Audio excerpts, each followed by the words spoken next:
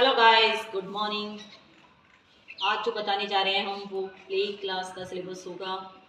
तो जो बेसिकली है, जो प्ले क्लास होती है, इसमें कुछ स्कूलों में ओरली कराया जाता है, कुछ में ओरल प्लस रिटन कराया जाता है। तो इस तरीके से लेकर होता है प्ले क्लास का। तो इसमें कोई स्टैंडर्ड सिलेबस नहीं है कि हमें यही कराना है, ये ऑप्शनल होता है।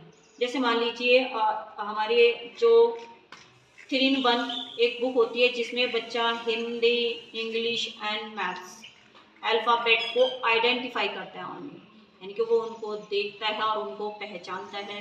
तो इस तरीके से ये हमारी 3 बुक्स भी हो सकती हैं, हिंदी, इंग्लिश एंड मैथ की, और ये 1 बुक भी कंप्लीट हो जाती है। तो ये ऑप्शन में होती है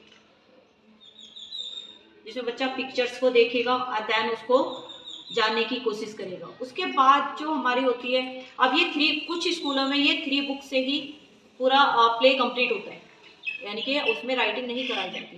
तो देन अगर हम सेकंड ऑप्शन लें तो ये हमारी आती है पैटर्न बुक्स इस तरीके से।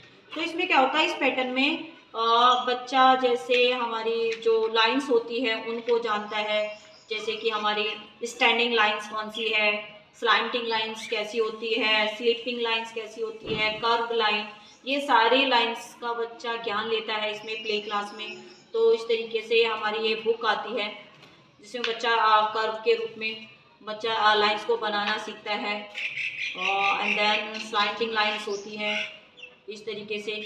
तो ये हमारी प्ले क्लास का सिलेबस होता है जो बहुत ज़्यादा मतलब मायने रखता है।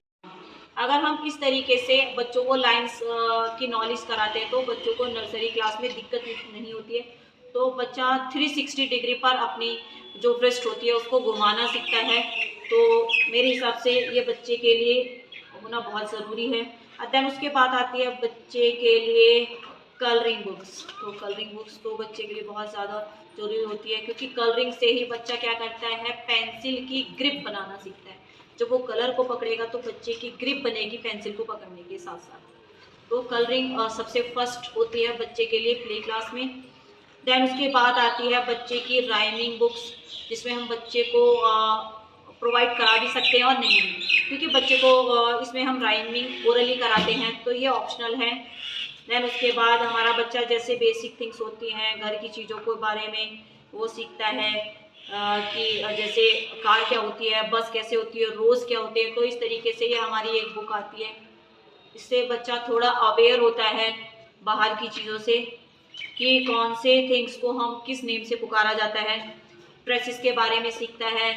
तो ये भी हमारी ऑप्शनल होती हैं, ये दोनों राइमिंग और ये इस तरीके की बुक। मेन जो होती है हमारी राइटिंग वाली होती है जिसमें बच्चा कलरिंग करना सीखता है, देन हमारी जो लाइंस होती है उसको सीखता है। ये 2 बुक यो मैं अगर अपनी राय की बात करूँ तो इन 2 बुकों को हमें लगाना चाहिए।